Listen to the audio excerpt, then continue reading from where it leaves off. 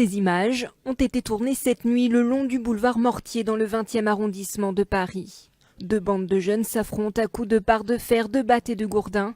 L'un d'eux va même lancer ce qui ressemble à un morceau de mobilier urbain sur ses opposants. Une scène d'une très grande violence. J'entendais des cris, j'entendais des coups, quoi, hein, très forts, très violents. C'était très fort et j'avais pas envie de sortir de chez moi. La police est prévenue et intervient un peu avant minuit. Une fois de plus, il s'agit d'une bagarre entre bandes rivales, bagarre entre jeunes, la plupart mineurs, et a été retrouvé un jeune qui était à terre, qui était inconscient, qui était ensanglanté au niveau du ventre. Le jeune homme âgé de 16 ans décède après son transport à l'hôpital. Un autre jeune homme de 17 ans est mort cette nuit à Sarcelles dans le Val d'Oise.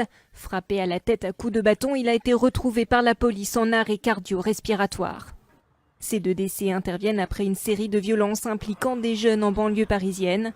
Le 14 octobre dernier, vif émoi au Lilas en Seine-Saint-Denis après la mort d'un collégien de 13 ans. La police l'avait retrouvé au sol après une bagarre entre deux bandes rivales.